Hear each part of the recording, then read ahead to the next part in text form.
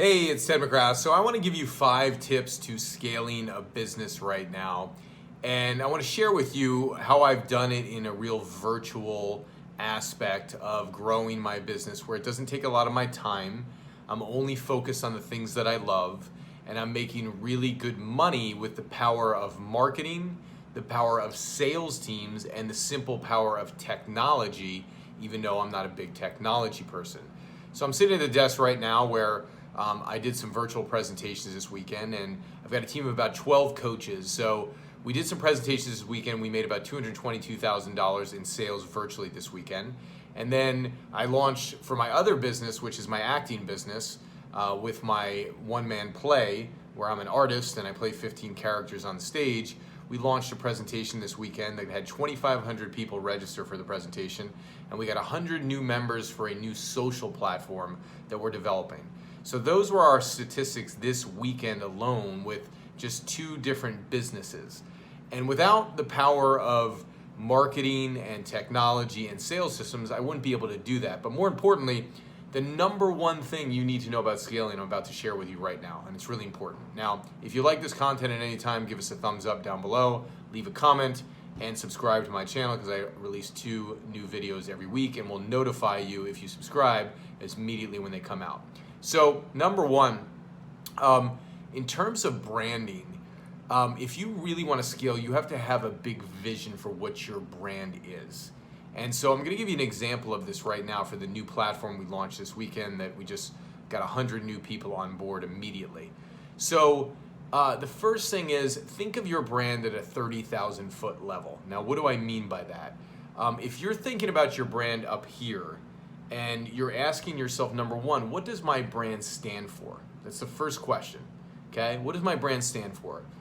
And the second thing is, what problem am I trying to solve in relation to what I stand for? So for me, at the highest level of what I do, and all my businesses underneath it as an entrepreneur and also as an actor, the highest level that I stand for is we are what we dream. And that drives and motivates everything that I do. So when I thought about 7 years ago when I wrote my one-man play, which now has been turned into a feature film that we're filming in 2021, where I'm starring in it. The play is something that I've been doing all different parts of the country, even different parts of the world. And we're also doing a documentary on my life story right now where my guy's coming over in about 5 minutes to start the process of it. So all of that branding came from a dream that I had, right? These are initiatives that I took because of a dream that I had. So when I look at the master brand way up top of being the brand, it's really we are what we dream. And so I go, how do I solve, what is the problem that other people with dreams have? And who are my favorite people to work with? Those are the questions I ask myself. Like, who do I really want to help? So number one, I thought about the favorite people I work with first, because you have to address the problem based on who you want to work with, right? You have to figure out the problem based on who you want to work with. So I thought about artists and entrepreneurs. Why? I'm an artist. I'm also an entrepreneur. So I thought about the people that I actually work with, and that's me, right? I'm an artist and I'm an entrepreneur, so I want to help people in that capacity. Make sense? So that's the first thing, right? And then I thought about what is the main problem that they actually have. And the main problem I came up with is that they're the best kept secret in their field. And basically what that means is they have talent, they might even have a good product, but if they don't know how to grow an audience and get their work or their art out to the world, they'll remain being the best kept secret in their field. So I thought to myself, with this new social platform that I'm creating, it's about we are what we dream, so I called it Got Dreams. Like, you got dreams, got dreams, got dreams, right? Got dreams? We all got dreams, right? So I thought about it, calling it Got Dreams, and that's what we branded it as. And then I said, how do we prevent them from being the best kept secret? We don't want them to be that way, right? So how do we free them? And I thought to myself, and I said, we need to teach them the skill sets, number one, where they can learn from the best artists, the best actors, best writers, best directors, best producers, best singers, and artists would eat that up because they want to develop their skill set. But also, with entrepreneurs and artists, they want to learn from the best marketers and branders and influencers and advertisers. So we built a platform to help them with both their skills and their marketing and their branding and their advertising to grow their audience, you see? So with this, we solve a problem to where we create this new platform that helps them thrive in both those areas because those are their two big challenges. Really, the skill set thing is the opportunity because they want to get better and better and better, and some of them are good already. But the branding and the audience thing is a major problem that if they don't control their audience, if they don't control their future, they don't control their destiny. And so I thought to myself, man, we could free so many artists. Just like me, I did my play recently, and when the world shut down, I was like, no problem, I'll launch it virtually. With like 3 or 4 emails, 2,000 people registered for the play. Another couple emails, 600 more people. So over 2,600 people, 2,700 people registered for this play. And it was simple. I just had to press a few buttons for people to come watch. Now, filming it and all the hard work that goes into it, we did that in a couple days and we launched it. And even when we launched it, the initial streaming product, when we tried to launch it initially, where people could come watch it, it wasn't good streaming. So we had to like polish it and then make sure the streaming was good and relaunch it. So even when you go to launch things virtually, and you're going to build a brand, and you're going to scale a business, guess what? It doesn't always work the way that you want, right? So we should have had hundreds of new members because of our kind of technology glitch a little bit. We had 100 new members, somewhere thereof, around 100, right? And so it's not bad for, an okay launch. So what I learned from scaling on that is that I knew that what the problem was, and I knew I wanted to work with at the high level. And then I said to myself, but there's a third wheel here, a third thing we need to kind of put together, and that is we need them to be part of a community. So we're building a social platform right now.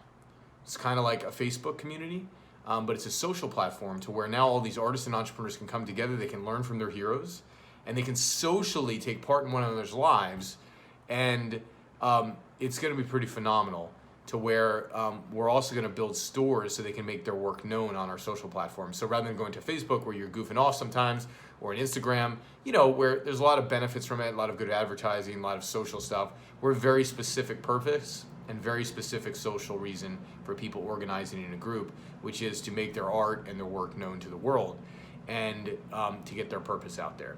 So all these ideas started to come to fruition, and as I dreamed them up at 30,000 feet, it was very easy to take action and me be the first artist and go, I'm going to launch my play virtually. And we did it, right?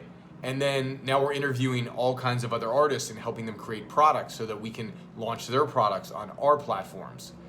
And all of this came from a 30,000 foot idea that then makes the acceleration of the lower stuff, right? Most people would go, wow, to film a play and do it virtually and do it within 2 days and then launch it all and put it all together. Yeah, we put it all together, really all of it in less than a week, filming in a couple days. But the momentum was there because the purpose was there, you see?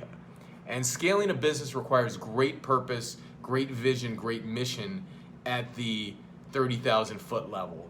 Then once you do that, the second step to scaling is you got to make it real, right? So you got to take the vision to make it real, and you got to implement something quickly like we did right there in that weekend, within a week period. You got to get it done, get it fast, and get some wins and get some results. Because the moment you do that, the vision and the brand up here that you want to scale big with becomes real because you did it. So that's the second step. Do it. Do something within that week that's real, that's actionable, that gets you a win. Okay? And that's important. The third thing is you need to automate it. So after you do it, like I did live presentations this weekend that I was talking about, we automate it. And then we set it up. And that way it can play over and over and over again. So the presentation plays over and over and over again, just like if you're selling anything. Have a video, a sales video, or a presentation that plays over and over and over again. For my art, it's my presentation, my play. It will play over and over and over again. Every day, people can watch it. Okay, and then that's the third step. If it's a business product, I'll have a sales video that sells it over and over and over again, 24/7, 365. And then the next step is advertise to it. So once you have the presentation nailed, then you got to advertise. And if without advertising, I mean, we spend about $200,000 in advertising every single week. And is it every single week? No, sorry, $200,000 in advertising every single month. So, yeah, every single month. So when we advertise, that's our game, and that's how we take our business and we scale it and we multiply it. You know, with my advertising, we doubled our business a couple years ago, more than doubled our business just from advertising. And so that's a fourth pillar to what you're doing. And then the fifth to scale is find complementary brands. Find brands that complement each other. So my skill set and message to millions of helping other people get their products, programs, and services to millions of people, that brand that I created now complements what I'm doing on the Got Dreams platform, because all the skill sets that I learned there can be utilized to launch Got Dreams. All the skill sets that I learned to package products and create digital information, we're now using for artists. So we're just moving kind of into a new platform, and then rather than me being the teacher, we're bringing in all these other teachers who are singers, writers, directors, producers, brand builders, influencers, and that's the game that we're playing there, which is exciting. So we're crossing brands over, and to build totally new brands, and that's the key to scaling. And also, when you get other people involved, where it's not just you, and you create an ecosystem with lots of people, it scales faster because the word gets out there faster. So those are my tips for scaling. If you like this video, give me a thumbs up, right? Comment, and subscribe to the channel. And I will see you in the next video. And subscribe, because we will notify you. We'll let you know, and you'll get our fresh content. 2 videos like this every week. Hope it serves you.